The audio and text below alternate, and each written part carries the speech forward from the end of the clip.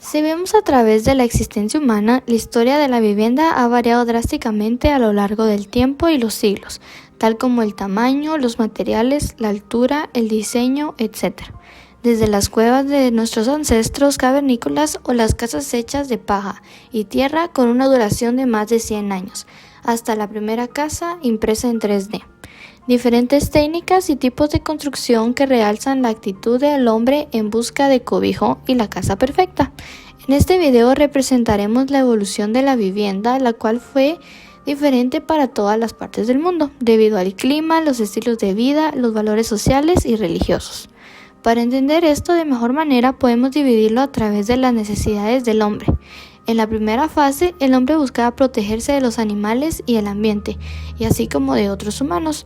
Y en la segunda fase fue cuando al hombre se le permitió edificar las primeras viviendas gracias a las ideas y desarrollos constructivos.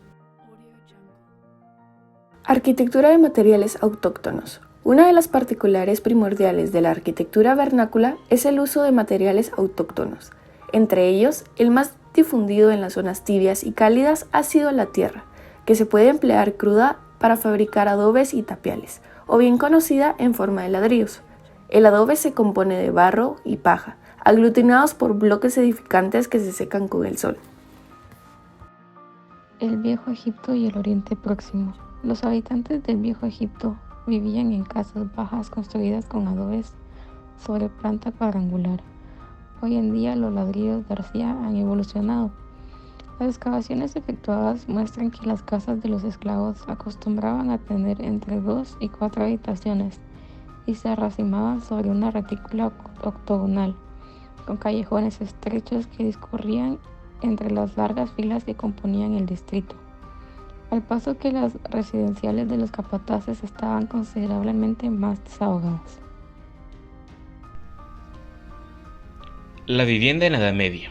Todas y cada una de esas tipologías residenciales desaparecieron en Europa a lo largo de la Alta Edad Media, coincidiendo en las crisis demográficas del continente. Si bien bastante gente vivía bajo la protección de los feudos y los enormes castillos, otros muchos se seccionaron en pequeños habitáculos, ubicados en las murallas de las pequeñas y no tan pequeñas urbes, debido principalmente a que el campo era inseguro. Las prósperas granjas de la antigüedad desaparecieron, hasta el momento en que poquito a poco las condiciones mejoraron a la sombra de los monasterios y de los núcleos urbanos en expansión. Apareció entonces una próspera clase mercantil que empezó a construirse grandes casas señoriales en los urbes y feudos rurales.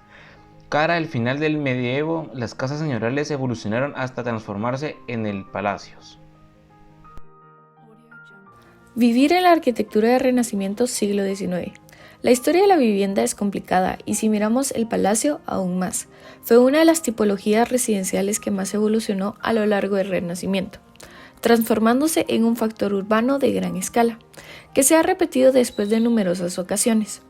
El primer palacio renacentista se edificó en Florencia y desde allá se extendió cara al resto de Europa como el ejemplo de la imagen de Londres. La vivienda en el siglo XIX. La revolución industrial produjo una enorme explosión demográfica, propiciada por la aparición de una nueva clase social, el proletariado, que vivía hacinadamente en condiciones miserables al lado de los grandes núcleos industriales. Produjo un inconveniente del desarrollo urbano desmedido, asociado al crecimiento de interés de las clases medias por tener una residencia en propiedad. Dio sitio a muy diferentes soluciones, donde los ensanches de los viejos centros medievales hasta las soluciones suburbiales. Al finales del siglo XIX, la residencia se hallaba entre las preocupaciones más esenciales de los arquitectos y apareció una nueva ciencia que se encargaba del planteamiento urbanístico, alertada por la expansión demandada de los núcleos urbanos. Gracias a los nuevos géneros de transporte, los urbanos medaron en 2 direcciones. A lo ancho, merced a los transportes horizontales, ferrocarril, tranvía y automóvil, mediante suburbios distanciados del centro urbano, donde el terreno era más accesible y se podía. El siglo XX es conocido como el siglo de la revolución arquitectónica. La arquitectura a través de los tiempos ha evolucionado en constante movimiento, con un especial apogeo en la residencia en propiedad pequeño burguesa. Y luego, al principio del siglo XX, trajo consigo la continuidad de los estilos historistas en la construcción residencial. y hasta cierto punto podría decirse que las clases de tipo modernas todavía no han sido admitidas, sobre todo en las obras unifamiliares, ya que para finales del pasado siglo una serie de arquitectos estaba proyectando residencias conforme a los principios y materiales que imponía su temporada. Cronología histórica y evolución de construcción. 10.000 años antes de Cristo. Se utilizaban materiales naturales, madera, arcilla, ladrillos de adobe para casas y granjeros. 4.800 a.C. Se utilizaban megalitos en tumbas y templos, Stonehenge y Gran Bretaña. 4.200 a.C. El dolmen se utilizaba para cubrir tumbas acerca de los hogares, Country y Clare, Irlanda. 3.200 a.C. Los asentamientos evolucionan en formas, materiales y sistemas de construcción. Shire Brown, Reino Unido. Cultura sumeria. En Mesopotamia se construyeron los zigurats, materiales, piedra y adobe. 3100 a.C. Cultura egipcia. Se construyen las pirámides de Giza, materiales, piedra, adobe y madera. 3000 años antes de Cristo. Las tumbas de templos alcanzan proporciones monumentales. Tumba de Menga, Antequera, España. 1800 años antes de Cristo. Se utilizan nuevos materiales y herramientas. Edad del bronce. Las casas evolucionan en su función y distribución. 1200 a.C. La cultura olmeca se establece en el Golfo de México, construyendo las primeras ciudades de Mesoamérica. 776 a.C.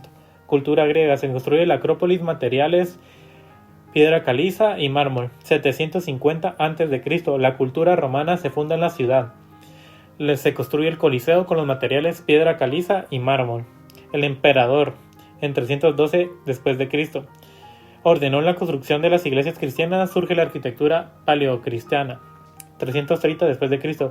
Bizancio es la nueva capital de Roma. Se construyen templos monumentales. Surge la arquitectura bizantina. 790 d.C. Se construyen los primeros monasterios en Alemania. Posteriormente en España surge el románico temprano. En el año 1140 d.C. se construye la abadía de Saint-Denis, en Francia.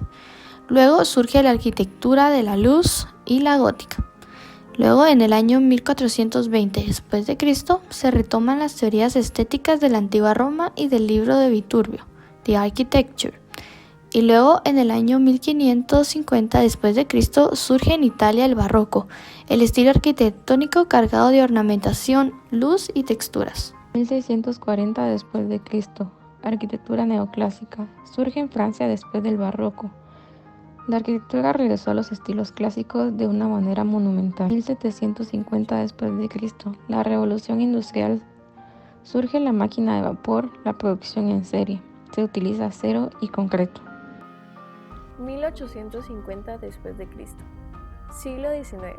Arquitectura industrial. El funcionalismo y el Bauhaus. Movimiento moderno. 1980 d.C. Debido a los grandes avances de tecnología surge arquitectura high-tech y los arquitectos que empiezan a utilizar programas informáticos en el proyecto desde 1984 a 1985. 2002 d.C. aparece el desarrollo de BIM en proyectos de viviendas y edificios que empiezan a utilizarse desde AutoCAD. Los grandes despachos de arquitectura se sumergen en sus posibilidades. 2013 d.C. aparece la arquitectura paramétrica y adaptativa, donde los proyectos junto con el BIM se adaptan a los espacios de forma automática.